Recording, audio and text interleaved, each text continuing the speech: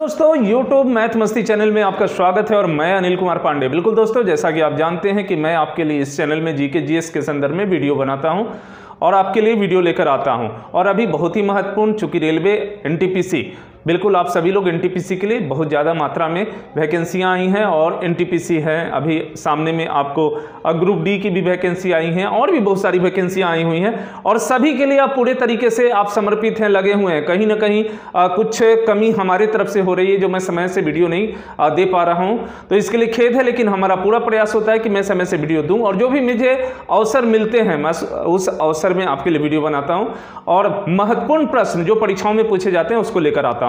तो चलिए आज क्या हमारे आज के वीडियो में क्या क्या होंगे और हम लोग क्या क्या अध्ययन करेंगे, उस विषय को लेकर सबसे पहले हम लोग आते हैं। और बोर्ड पे जैसा कि आप देख रहे होंगे कि बोर्ड पे सबसे पहला हमारा आज का टॉपिक होगा ब्याज सम्मान। बिल्कुल ब्याज सम्मान एक पुरस्कार और इस तरीके के सम्मान को लेकर हम आते हैं आपके लिए, पुरस्कार या कोई भी महत्वपूर्ण टॉपिक को लेकर। तो फिर उसके तहत आज ब्याज सम्मान 20 प्रश्न आपको होंगे जो कि विज्ञान से होंगे, साइंस से होंगे और सभी महत्वपूर्ण प्रश्नों को लगातार इस तरह के ऑब्जेक्टिव प्रश्न को लेकर मैं आता रहूंगा और आप अपने कॉपी में इसको नोट करते चलेंगे। तीसरा है हमारा प्रीवियस ईयर क्वेश्चन। बिल्कुल आप देख सकते हैं ये 28/3/2016 को, आखिर प्रीवियस ईयर बार बार आपके द्वारा कहे जा रहे हैं और बिल्कुल बहुत ही जरूरी है प्रीवियस ईयर को देखना, इसलिए कि उसके आधार पे हम आकलन कर सकते हैं कि हमारे आने वाली परीक्षाओं में किस तरह के प्रश्न होंगे। संभावित प्रश्नों का अनुमान इसके द्वारा ही लगाया जा सकता है, प्रश्न कैसे पूछे जा सकते हैं और जो करंट अफेयर्स हमारे होंगे कितने महीने के अंदर तक के आ सकते हैं, ऐसी कुछ संभावनाएं हम है सो वेरी इंपॉर्टेंट के रूप में बनाने का प्रयास इसके द्वारा ही करते हैं। तो चलिए इसको भी देखेंगे हम लोग और फिर जैसा हमेशा हम करते हैं 10 परंपरागत प्रश्न जो रहेंगे वह करंट अफेयर से भी रहेंगे और कुछ अन्य भी आपको इसमें प्रश्न रहेंगे। तो चलिए इस कड़ी में हम लोग आगे बढ़ते हैं। तो चलिए हम लोग आगे बढ़ते हैं और जैसा कि आप बोर्ड पे देख रहे होंगे ब्याज सम्मान, बिल्कुल ये ब्याज सम्मान जो है, जिस प्रकार से आपको ज्ञानपीठ पुरस्कार है, जिस प्रकार से आपको सरस्वती सम्मान है, उसी प्रकार से यह भी आपको ब्याज सम्मान साहित्य के क्षेत्र से जुड़े हुए आपको यह सम्मान है। और जैसा कि आप बोर्ड पर देख रहे होंगे कि ब्याज सम्मान की शुरुआत के बिरला फाउंडेशन के द्वारा 1991 में किया गया था। बिल्कुल 1991 में किया गया था और ये के बिरला, बिल्कुल के बिरला के विषय में आगे आप देखेंगे। और यहां पर देखिए कि 1991 में सबसे पहले रामविलास शर्मा को, बिल्कुल यह भी प्रश्न बहुत बार आते हैं कि ब्याज सम्मान पहली बार किस वर्ष में दिया गया, तो 1991 में। और रामविलास शर्मा को उनकी प्रसिद्ध कृति भारत के प्राचीन भाषा परिवार और हिंदी के लिए दिया गया। तो देखिए पुराने, खास करके पुराने, मैं यहाँ लिख दिया हूँ जरूर ये उनके जो रचना है, लेकिन इस तरीके के प्रश्न 1991 के और पहले व्यक्ति के विषय में पूछे जाते हैं, उनकी रचना के विषय में बहुत हद तक नहीं पूछा गया है, तो ये आपको है। और जैसा कि आप देख सकते हैं कि यह सम्मान जो है सो साहित्यकार को विगत 10 वर्षों के हिंदी भाषा में प्रकाशित उत्कृष्ट कृति के लिए दिया जाता है और इस पुरस्कार के तहत जो राशि दिए जाते हैं वो 4 लाख रुपए दिए जाते हैं। तो आप यहां देख सकते हैं। और 2018 का ब्याज सम्मान जो अभी वर्तमान जो लास्ट आपको दिया गया है वह है उत्तराखंड के साहित्यकार श्री लीलाधर जगूड़ी। बिल्कुल लीलाधर जगूड़ी जी को दिया गया है और उनकी काव्य रचना, बिल्कुल 2018 के जो उनकी काव्य रचना है वो आपके लिए बहुत ही इंपॉर्टेंट होते हैं। उनकी काव्य रचना है जितने लोग उतने प्रेम, और इसके लिए दिया गया है। तो अभी मैंने बताया कि ब्याज सम्मान जो है आपको बिरला के बिरला फाउंडेशन के द्वारा दिया जाता है, तो हम लोग थोड़ा सा के बिरला फाउंडेशन को भी जानने का प्रयास करें। और आप के बिरला फाउंडेशन के विषय में देख सकते हैं कि के बिरला फाउंडेशन की स्थापना 1991 में कृष्ण कुमार बिरला, बिल्कुल कृष्ण कुमार बिरला के द्वारा की गई थी। और ये कृष्ण कुमार बिरला आखिर थे कौन, तो आप देख सकते हैं कृष्ण कुमार बिरला एक प्रख्यात उद्योगपति भी थे और साथ ही साथ राज्यसभा के सदस्य भी रह चुके थे। इस फाउंडेशन की स्थापना का उद्देश्य साहित्य और कलाओं के विकास को प्रोत्साहित करना है और इस फाउंडेशन द्वारा कई पुरस्कार प्रदान किए जाते हैं। बिल्कुल यहाँ पे स्टूडेंट्स आपको बताना हम चाहेंगे कि के बिरला फाउंडेशन के द्वारा जो पुरस्कार प्रदान किए जाते हैं, मैं यहाँ पर आपको कुल 6 आपको दिखाया हूं जो बहुत ही महत्वपूर्ण है, बार बार परीक्षाओं में पूछे जाते हैं। तो कभी कभी परीक्षाओं में पूछे जाते हैं कि निम्नलिखित में से कौन सा पुरस्कार के बिरला फाउंडेशन के द्वारा नहीं दिया जाता है। तो कम से कम ये महत्वपूर्ण जो 6 यहाँ पे पुरस्कार या सम्मान जो हमने आपको दिखा रखा है उसको आप जरूर से याद कर ले। जैसा आप देख सकते हैं कि पहला है सरस्वती सम्मान। सबसे पहली चीज की अधिकांश जितनी भी पुरस्कार या सम्मान आपको के बिरला फाउंडेशन के द्वारा दिया जाता है, वो साहित्य के क्षेत्र में ही दिया जाता है, कुछ एक को छोड़कर। तो आप यहां देख सकते हैं पहला सरस्वती सम्मान बहुत ही महत्वपूर्ण है आपको, और यह किसी भी भारतीय भाषा में गद्य पद रचना के लिए आपको सरस्वती सम्मान दिए जाते हैं। दूसरा आप देख सकते हैं यहां पे व्यास सम्मान, बिल्कुल, और व्यास सम्मान हिंदी में गद्य पद रचना के दिए जाते हैं, जो अभी आप देख चुके भी हैं। और तीसरा है बिहारी पुरस्कार, और यह है सो हिंदी राजस्थानी में गद्य पद रचना के लिए केवल राजस्थान के लेखक को यह पुरस्कार दिया जाता है, बिहारी पुरस्कार। और फिर चौथा देख सकते हैं शंकर पुरस्कार, भारतीय दर्शन संस्कृति या कला पर यह हिंदी रचना के लिए दिया जाता है। वाचस्पति पुरस्कार, बिल्कुल स्टूडेंट्स आप यहां देख सकते हैं ये साहित्य के क्षेत्र में ही संस्कृत की रचनाओं के लिए दिया जाता है। तो वाचस्पति पुरस्कार इस प्रकार से थोड़े डिफरेंस हैं यहाँ पे, तो वो संस्कृत के क्षेत्र में दिया जाता है, और आपको यहाँ पे वाचस्पति पुरस्कार को याद करने की आवश्यकता है। और फिर देख सकते हैं घनश्याम दास बिरला पुरस्कार, बिल्कुल घनश्याम दास बिरला ये के बिरला के पिताजी थे, और उनके नाम पे यह पुरस्कार आपको स्थापित किया गया, और यह है सब वैज्ञानिक अनुसंधान के क्षेत्र के लिए यह पुरस्कार दिए जाते हैं। तो इस प्रकार से व्यास सम्मान से जुड़े हुए कुछ प्रश्न बन सकते हैं। पहला है व्यास सम्मान किस वर्ष प्रारंभ किया गया? 1991 में व्यास सम्मान पुरस्कार दिया गया, फिर शुरुआत की गई। दूसरा प्रश्न यह भी बन सकता है कि पहले व्यास सम्मान किसे दिए गए? तो रामविलास शर्मा जी को दिए गए पहले व्यास सम्मान। फिर उसके बाद प्रश्न यह भी बन सकता है कि व्यास सम्मान किसके द्वारा दिया जाता है? तो के बिरला फाउंडेशन के द्वारा दिया जाता है व्यास सम्मान। फिर अभी महत्वपूर्ण 2018 के व्यास सम्मान किसे दिए गए? तो उत्तराखंड के साहित्यकार आपको लीलाधर जगूरी को यह व्यास सम्मान दिया गया।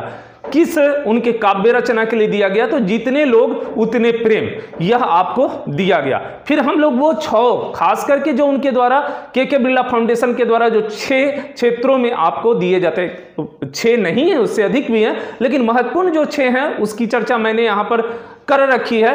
तो आप देख सकते हैं सरस्वती सम्मान ये हैं, उसके बाद व्यास सम्मान तो वो हैं ही महत्वपूर्ण, बिहारी पुरस्कार, शंकर पुरस्कार, वाचस्पति पुरस्कार और घनश्याम दास बिरला पुरस्कार। यहां पर कुछ आपको महत्वपूर्ण हो जाते हैं, जैसे आप देख सकते हैं कि बिहारी पुरस्कार यह केवल राजस्थान के लेखकों को दिया जाता है। दूसरा आप देख सकते हैं वाचस्पति पुरस्कार बिल्कुल संस्कृत की रचनाओं के लिए दिया जाता है। और तीसरा है घनश्याम दास बिरला पुरस्कार, और यह है सो वैज्ञानिक अनुसंधान के लिए दिया जाता है। सभी को आप अपने कॉपी में नोट कर लेंगे, बहुत ही महत्वपूर्ण है। और चलिए अगला टॉपिक जो है हमारा उसको हम लोग देखते हैं।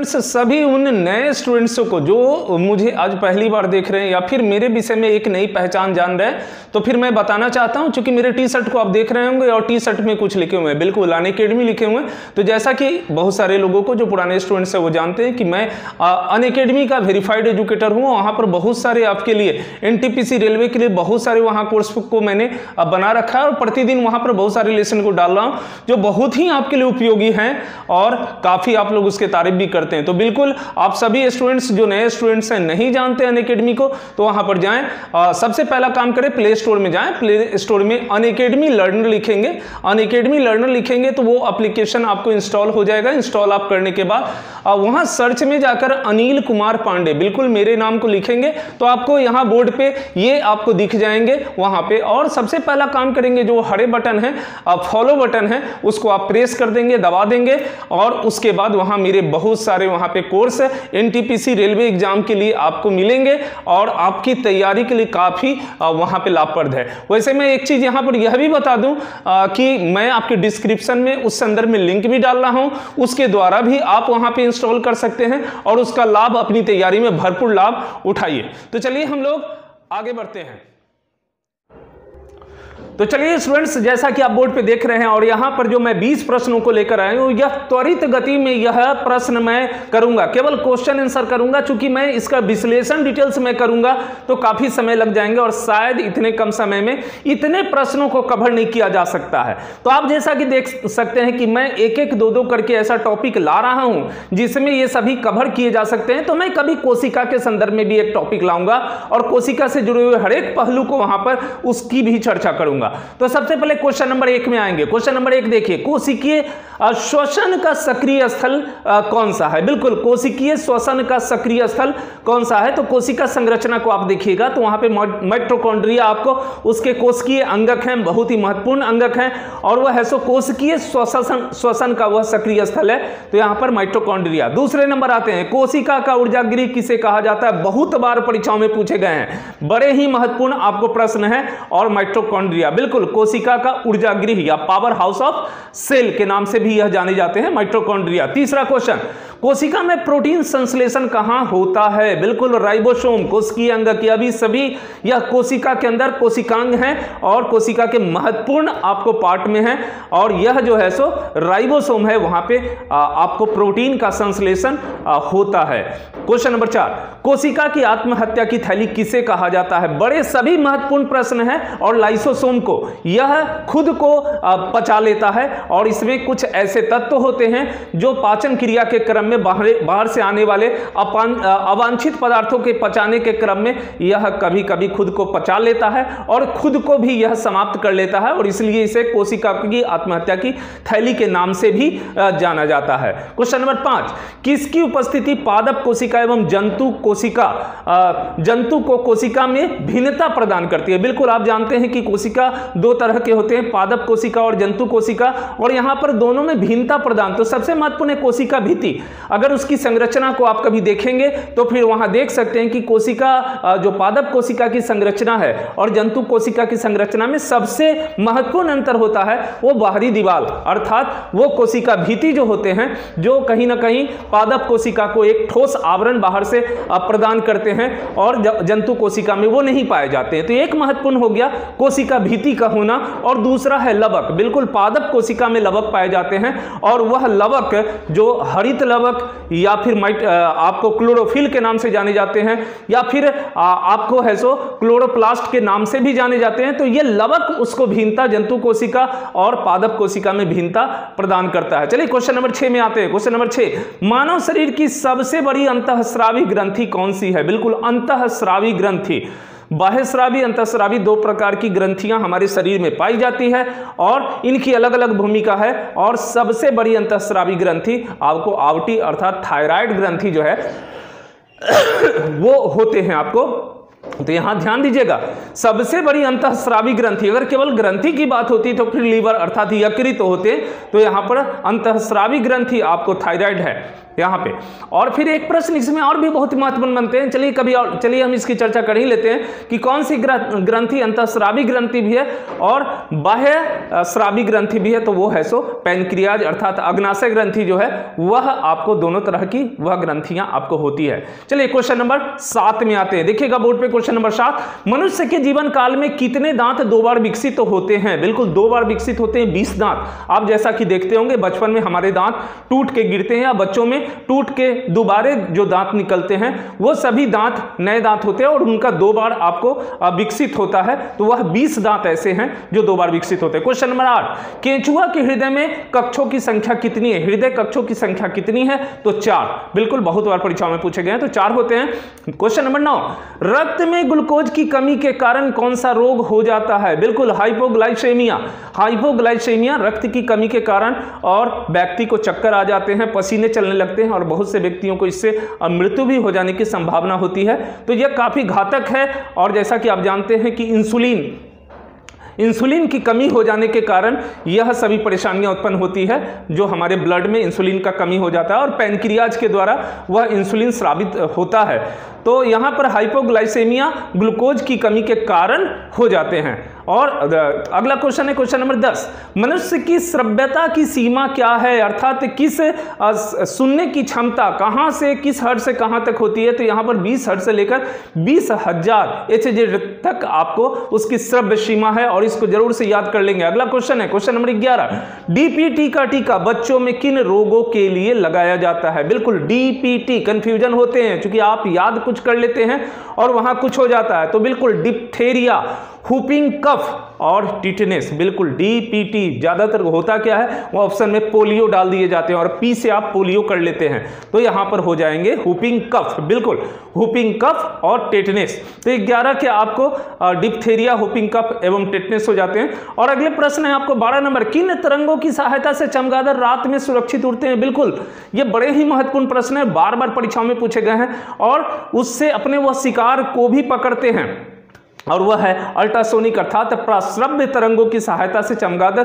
उड़ते भी हैं। चूंकि आप देखते होंगे कि घर में अचानक रात के समय में उड़ते हैं और ना दीवारों से टकराते हैं, ना पेड़ पौधों से टकराते हैं और सुरक्षित उड़ते हैं, तो वो अपनी प्रश्रव्य तरंगों को छोड़ते हैं और पुनः वो श्रव्य तरंगे उनके पास वापस आती है और इससे वह हर एक चीजों का ज्ञान उनको इससे हो जाता है। अगला क्वेश्चन है, क्लोरोफिल की उपस्थिति मुख्य धातु उसमें कौन सी है? तो क्लोरोफिल में जो उपस्थित मुख्य धातु है वह है कैल्शियम। अगले क्वेश्चन में आते हैं, क्वेश्चन नंबर 14, गाय में दूध ज्वर, बिल्कुल दुग्ध ज्वर किस तत्व की कमी के कारण होता है? दुग्ध ज्वर किस तत्व की कमी के कारण होता है? ऑप्शन आंसर आपके सामने है कैल्शियम। क्वेश्चन नंबर 15, वनस्पति तेल में वनस्पति घी बनाने में प्रयुक्त गैस कौन सी है? तो बिल्कुल हाइड्रोजन गैस है और यह प्रक्रिया भी आपको हाइड्रोजनीकरण के नाम से जाना जाता है। तो यह आपको वनस्पति तेल जो लिक्विड रूप में होते हैं और आप देख सकते हैं वनस्पति घी के रूप में, अर्थात वो गाढ़े तरल भाग गाढ़े रूप में बन जाते हैं, जो कभी आप अगर नहीं जानते होंगे तो कभी देखे होंगे, चाहे बड़े बड़े टीनों में डालडा के रूप में जो जाने जाते हैं।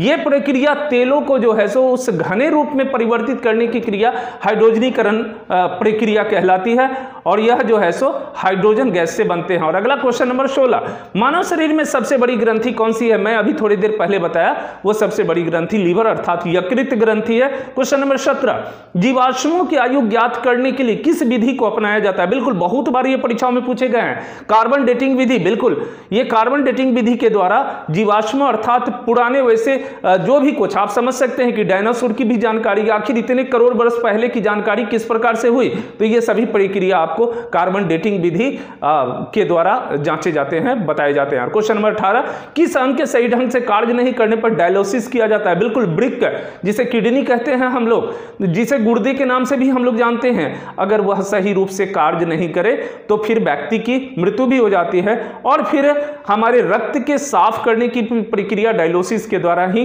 वृक्क के द्वारा ही किए जाते हैं और जब सही ढंग से कार्य नहीं हो पाते हैं तो फिर उस व्यक्ति को उस मशीन पर ले जाया जाता है जो डायलिसिस उस प्रक्रिया को कहते हैं। और उसमें तब तक जब तक कि वृक्क सही ढंग से कार्य न करने लगे तब तक उस मशीन के द्वारा ही वह कार्य किए जाते हैं। तो हमारे शरीर में वृक्क 2 हैं, गुर्दे 2 हैं और वह है सो उसकी खराबी से डायलिसिस क्रिया किया जाता है। अगला क्वेश्चन है क्वेश्चन नंबर 19, स्फिग्नोमैनोमीटर में हम क्या मापते हैं? बिल्कुल हम लोग उस यंत्र को बखूबी जानते हैं लेकिन हम लोग नाम से बहुत कम लोग जानते हैं। तो स्फिग्नोमैनोमीटर से हम क्या मापते हैं? तो रक्त दबाव, बिल्कुल रक्त दबाव को, रक्तदाब को हम लोग मापते हैं स्फिग्नोमैनोमीटर से। और फिर क्वेश्चन नंबर 20, रक्त कोश में रक्त किस रसायन के साथ मिलाकर रखे जाते हैं? बिल्कुल ब्लड बैंक में आप थैली में देखे होंगे रक्त को रखे हुए, आखिर वो सुरक्षित कैसे रह पाते हैं? तो उसमें सोडियम नाइट्रेट एवं डेक्सट्रेट के साथ वह रखे जाते हैं। तो ये 20 प्रश्न बड़े ही महत्वपूर्ण जो विज्ञान से जुड़े हुए प्रश्न थे। और चलिए हम लोग आगे अगले टॉपिक में बढ़ते हैं। स्टूडेंट्स, मैं एक चीज आपको यहाँ बताना चाहता हूँ कि मैं आपको अनअकैडमी में लाइव क्लास भी यहाँ ले रहा हूँ, अर्थात प्लस क्लास। वहाँ पे लाइव क्लास प्लस क्लास के नाम से जाने जाते हैं और मैं बीते 17 मार्च से वहाँ पर लाइव क्लास ले रहा हूँ। बहुत सारे स्टूडेंट्स जो रेलवे एग्जाम की तैयारी के लिए हैं उस लाइव क्लास को वहाँ ज्वाइन किए हुए हैं। सबसे पहले मैं बताता हूं कि वहां पर क्या क्या आपको लाइव क्लास में फायदे मिल सकते हैं, क्योंकि वहां पर हम लोग आमने सामने बैठकर, और मैं कोर्स को लेता हूं रेलवे के संदर्भ में, आपको तैयारी करवाता हूं, तो वो वहां पे होते हैं। और उसमें और क्या क्या फायदे हो सकते हैं? तो पहला चीज आपको होता है live structured course delivered by the best educator. बिल्कुल वहां पे है सो केवल मैं ही नहीं बल्कि हमारे जैसे 30+ आपको एजुकेटर वहां पे होते हैं और सभी के द्वारा वहां पे क्लास कराए जाते हैं। दूसरे हैं all topics and subject will be covered by the educator. और तीसरा है attendant unlimited live classes any time anywhere. बिल्कुल कभी भी किसी भी समय में आपको उपलब्ध रहेंगे वहां पे, तो आप जाकर उसका फायदा उठा सकते हैं। और फिर क्या है कि वहां पे आपको क्विज लिया जाता है, take quiz and track you learning journey. बिल्कुल उस क्विज के सहारे आप अपने प्रश्नों को भी वहां पर हल कर सकते हैं। आपको क्विज जो कराए जाते हैं उसमें आपको ऑप्शन सहित रहते हैं, तो उसके द्वारा भी आपकी तैयारी अच्छी होती है। और doubt clearing session in all courses, जो भी कोर्स रहते पढ़ते हैं उसमें आपको 3 लेसन के बाद जो भी डाउट होते हैं उस संदर्भ में आप अपनी वहां पे जो भी परेशानियां हैं उसको रख सकते हैं और एजुकेटर वो बताते हैं। और फिर है class will be interactive and engaging, बिल्कुल। तो ये आपको इतने फायदे वहां पर मिलते हैं, लेकिन चलिए उसके लिए आपको करने क्या होते हैं। तो सबसे पहले आपको वहां पे जाते हैं, सब्सक्रिप्शन आपको लेना पड़ता है। और जैसा कि आप बोर्ड पे देख रहे होंगे बिल्कुल कि वहां पे जब आप जाएंगे लाइव क्लास को क्लिक करेंगे तो वहां पर सब्सक्रिप्शन के लिए आएगा और बहुत ही आपको इधर के दिनों में आपकी तैयारी के लिए अनअकैडमी ने उसके फीस को बहुत ही कम कर दिया है। नहीं तो पहले काफी शुल्क देने पड़ते थे। अब देखिए मंथली वहां पे आप जाके सब्सक्राइब करते हैं तो आपको रेलवे एग्जाम के लिए आपको मंथली है 800 लगता है, लेकिन यदि आप उसे 6 महीने के लिए सब्सक्रिप्शन लेते हैं तो फिर आपको 600 रुपए महीने अर्थात 3600 रुपीज लगते हैं। और यदि आप उसे 12 महीने का अर्थात ईयरली लेते हैं तो मात्र केवल 4800 अर्थात 400 आपको मंथली वहां पे सब्सक्रिप्शन लगते हैं। तो आप इसका भी लाभ उठा सकते हैं और बहुत सारे स्टूडेंट्स इसका लाभ उठा रहे हैं। ना केवल वहां पर आप हमारे जीके के क्लास को देख सकते हैं बल्कि मैथ के, रीजनिंग के सभी क्लास को वहां पर अटेंड कर सकते हैं और उसका लाभ उठा सकते हैं। एक चीज और मैं बताना चाहूंगा कि जैसे ही आप वहां सब्सक्रिप्शन के लिए जाते हैं, आप वहां पे अटेंड करते हैं उसको, तो उसके बाद आपको रेफरल कोड मांगा जाता है। तो फिर आप रेफरल कोड में जैसा कि बोर्ड पर आप देख रहे हैं नीचे हरे रंग में जो लिखे हुए हैं अनिल कुमार पांडे स्मॉल में .11 उसके बाद -8763, इसको अगर उपयोग करते हैं वहां पर तो आपको 10% के डिस्काउंट भी मिल जाते हैं। तो और भी बहुत कम आपको रेट मंथली लगता है। आप समझ सकते हैं कि 350 में आप GK GS math reasoning monthly आप इतने कवर कर सकते हैं। तो चलिए आप इसका भी लाभ उठाना चाहते हैं तो उठा सकते हैं। हम लोग क्लास को आगे बढ़ाते हैं। चलिए स्टूडेंट्स, तो यहाँ पे आप देख सकते हैं कि जैसा कि बोर्ड पर मैंने यहाँ लिख चुका हूँ कि यहाँ पर प्रीवियस ईयर क्वेश्चन 28/3/2016, बिल्कुल 28/3/2016 के प्रथम पाली में यह आपको प्रश्न पूछे गए थे और ये सभी प्रश्न आपको 2016 के महत्वपूर्ण प्रश्न है। चूंकि प्रश्न इसलिए महत्वपूर्ण हो जाते हैं कि प्रीवियस ईयर के सभी प्रश्न आपके लिए महत्वपूर्ण होते हैं और प्रीवियस ईयर के प्रश्नों के आधार पे आप अभी की तैयारी में उसका लाभ ले सकते हैं। तो चलिए सबसे पहले यहाँ पे जो कुछ मैं यह 15 प्रश्न लेकर आ रहा हूँ उसको देखिएगा। पहला क्वेश्चन है, बोर्ड पे आप देख सकते हैं, किस नदी को बंगाल के शोक के नाम से जाना जाता है? तो बिल्कुल दामोदर नदी को बंगाल के शोक के नाम से जाना जाता है। और क्यों जाना जाता है? तो बिल्कुल जब भी दामोदर नदी पर आपको दामोदर नदी पर डैम नहीं बनाए गए थे अर्थात उन पे बांध नहीं बनाए गए थे तो ये नदियों में बरसात के दिनों में अचानक बहुत बरसात के पानी हो जाने की वजह से बाढ़ आ जाती थी और इससे पूरे पश्चिम बंगाल तबाह हो जाते थे, जिसके कारण इसे बंगाल के शोक के नाम से जाना जाता है। लेकिन 1948 में इसमें बांध बनाया गया और जिसके फलस्वरूप इनके पानियों का उपयोग किया जाने लगा। उसमें से बहुत सारे नहरों का विकास किया गया और पानी अब है सो बंगाल के शोक के रूप में नहीं रहे। तो 1948 में आपको इस पे बंगाल दामोदर नदी पे आपको बांध बनाए गए और ये बहुउद्देशीय परियोजना स्वतंत्र भारत के, अगर यह भी प्रश्न बहुत बार आते हैं, स्वतंत्र भारत के प्रथम बहुउद्देशीय परियोजना कौन सी है? तो वह है आपको दामोदर नदी पर स्थित परियोजना। तो फिर आपको यहाँ पर ये बहुत ही महत्वपूर्ण प्रश्न हो जाते हैं। यह आपको किस नदी को बंगाल के शोक के नाम से जाना जाता है? तो दामोदर नदी को। चलिए क्वेश्चन नंबर 2 में आते हैं, दामुला का स्वर्ण मंदिर कहाँ पाया जाता है? बिल्कुल दामुला का स्वर्ण मंदिर कहाँ पाया जाता है? और ये दामुला का स्वर्ण मंदिर आपको श्रीलंका में है। ये श्रीलंका में है दामुला का स्वर्ण मंदिर। क्वेश्चन नंबर 3 में आते हैं और क्वेश्चन नंबर 3 है, भारतीय संविधान में पहली बार संशोधन कब किया गया था? तो पहला संशोधन आपको 1951 में 1951 में यह संशोधन किया गया था और बहुत सारे आपको इसके अंतर्गत संशोधन, बहुत सारे अनुच्छेदों में संशोधन किए गए थे।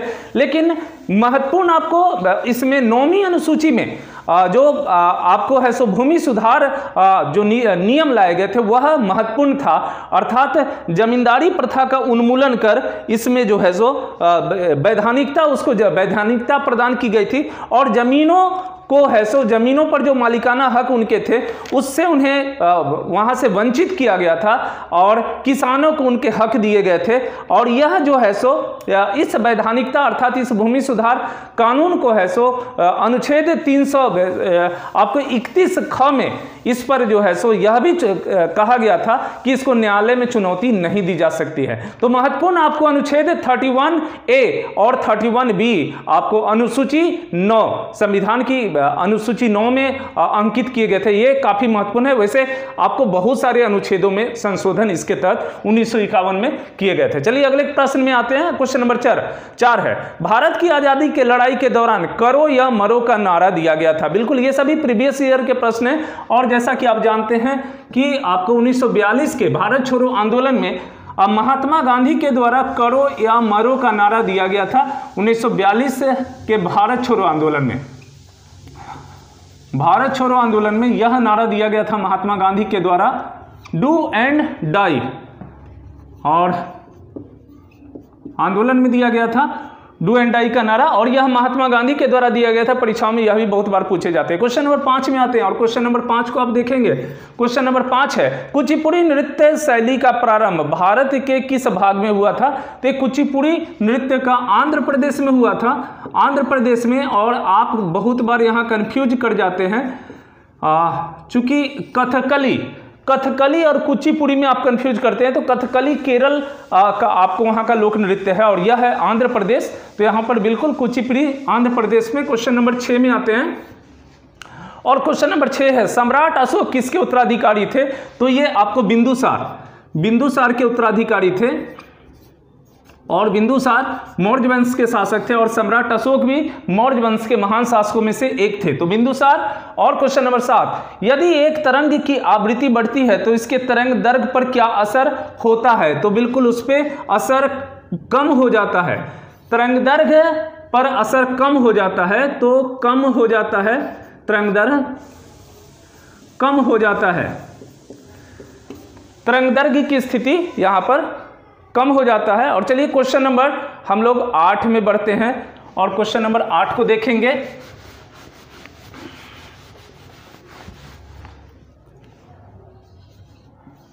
क्वेश्चन नंबर 8, पेनिसिलिन का आविष्कार किसने किया था। बिल्कुल पहले एंटीबायोटिक अलेक्जेंडर फ्लेमिंग के द्वारा यह पेनिसिलिन का आविष्कार किया गया था, अलेक्जेंडर फ्लेमिंग के द्वारा। बहुत बार ये परीक्षाओं में पूछे गए हैं आपको। ये पेनिसिलिन का आविष्कार किसके द्वारा किया गया था। तो अलेक्जेंडर फ्लेमिंग के द्वारा। क्वेश्चन नंबर 9 है, अरुणा असफ अली को कहां भारतीय राष्ट्रीय कांग्रेस ध्वज फहराने के लिए याद किया जाता है। अरुणा असफ अली को कहां के भारतीय राष्ट्रीय ध्वज फहराने के लिए याद किया जाता है। तो यह मुंबई का ग्वालिया मैदान में, ग्वालिया मैदान मुंबई में, ग्वालिया मैदान मुंबई में।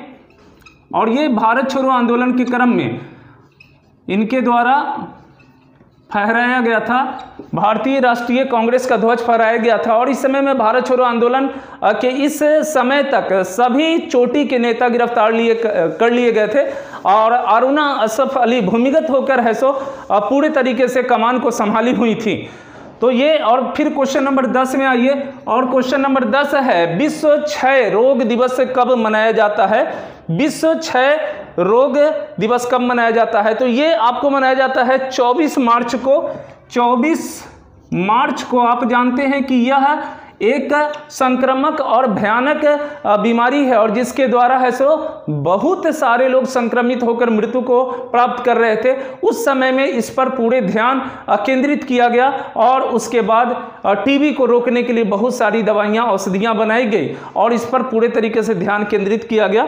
और ये जैसा कि आप जानते हैं कि इसके रॉबर्ट कोच के द्वारा सबसे पहले टीबी के टीके का आविष्कार किया गया था और रॉबर्ट कोच टीबी के टीके के आविष्कार जिस तिथि को किए थे ये 24 मार्च के नाम से जाने जाते हैं। उसी तिथि को है सो विश्व टीबी क्षय रोग दिवस के नाम से भी ये मनाए जाते हैं। अगला क्वेश्चन नंबर 11 में आते हैं। क्वेश्चन नंबर 11 है, हमारे चंद्रमा का चक्कर लगाने वाला पहला उपग्रह कौन सा था। हमारे चंद्रमा का चक्कर लगाने वाला पहला उपग्रह कौन सा था। उसका नाम था लोना 10। बिल्कुल लोना 10। और यह रूस रसिया के द्वारा यह आपको है सो प्रक्षेपित किया गया था, भेजा गया था और यह 31 मार्च 1966 में आपको चंद्रमा की कक्षा में भेजा गया था। और अगला प्रश्न है क्वेश्चन नंबर 12। क्वेश्चन नंबर 12 है आपको अब सबसे छोटा महाद्वीप कौन सा है? तो बिल्कुल आप क्रम से देख सकते हैं, और सबसे छोटा महाद्वीप आपको ऑस्ट्रेलिया महाद्वीप है, और सबसे बड़ा एशिया, दूसरे नंबर में अफ्रीका, तीसरे में उत्तरी अमेरिका, चौथे में दक्षिण अमेरिका, पांचवा में अंटार्कटिका, और छठा में यूरोप, और सातवें में ऑस्ट्रेलिया। तो ऑस्ट्रेलिया सबसे छोटा महाद्वीप है, ऑस्ट्रेलिया। और फिर हम लोग आते हैं क्वेश्चन नंबर 13 में, और क्वेश्चन नंबर 13 को देखिएगा। पाकिस्तान के थार रेगिस्तान से जुड़े रेगिस्तान को क्या कहा जाता है? पाकिस्तान के थार रेगिस्तान से जुड़े रेगिस्तान को क्या कहा जाता है? तो इसको चोलिस्तान के नाम से जाने जाते हैं, चोलिस्तान के नाम से जाने जाते हैं यह रेगिस्तान। और क्वेश्चन नंबर 14 में आइए, और क्वेश्चन नंबर 14 है, कर्नल मल्लेश्वरी का संबंध किस क्षेत्र से है? तो कर्नल मल्लेश्वरी का भारोत्तोलन से संबंध है। कर्नल मल्लेश्वरी अर्थात वेट लिफ्टिंग के नाम से, और 2000 की सिडनी ओलंपिक में ये कांस्य पदक जीती थी कर्नल मल्लेश्वरी। और लास्ट है क्वेश्चन नंबर 15। क्वेश्चन नंबर 15 है, मंगल ग्रह के कितने चंद्रमा हैं? तो मंगल ग्रह के आपको 2 चंद्रमा हैं, फोबोस और डिमोस। तो यहां हो जाएंगे 2, फोबोस एवं डिमोस, फोबोस एवं डिमोस, यह 2 चंद्रमा अर्थात 2 आपको है सो उपग्रह हैं, डिमोस, फोबोस एवं डिमोस, ये 2 आपको मंगल ग्रह के चंद्रमा हैं। तो ये आपको 15 प्रश्न हैं। और चलिए हम लोग आगे बढ़ते हैं। तो दोस्तों अगला वीडियो जो है, अगले वीडियो में मैं परंपरागत प्रश्न वह 10 और भी टॉपिक को लेकर आ रहा हूं, और वो आपको कल अर्थात कल 9 बजे रात्रि में वो वीडियो आपको जरूर से मिलेंगे, इसलिए कि मैं फ्री हूं और आपके लिए वीडियो बना रहा हूं। तो इसलिए कल 9 बजे रात्रि में वो अगले वीडियो आपको मिल जाएंगे, जो कि वीडियो नंबर 10 होगा आपको, और उसको जरूर से देखिएगा। उसमें भी बहुत सारे ऐसे टॉपिक को मैं लेकर आ रहा हूं। तो इसी के साथ हम यहां विदा होते हैं और अगले वीडियो में मिलते हैं। जिस प्रकार से आपका तारीफ, आपके लाइक जिस प्रकार से मिल रहे हैं उसके लिए बहुत बहुत धन्यवाद, और आप अपने कमेंट्स जरूर से देंगे, और सबसे महत्वपूर्ण है लाइक जरूर से करेंगे। और हमारा चैनल यदि बहुत पसंद आता है तो आप सब्सक्राइब जरूर कर लें, क्योंकि वीडियो के इमीडिएट सूचना आपको उसी से मिलते हैं। और बेल घंटी को भी बचा दे, वहां पे दबा दे। दोस्तों आपके लिए एक और महत्वपूर्ण, ये अनअकैडमी के बहुत महत्वपूर्ण आपको सीरीज, उससे जरूर डिस्क्रिप्शन में मैं लिंक दे रहा हूं, और वहां पर आप जाकर उस लिंक के माध्यम से आप वहां भी जुड़ सकते हैं। तो चलिए हम लोग अगले वीडियो नंबर 10 में मिलते हैं कल 9 बजे। थैंक यू, धन्यवाद।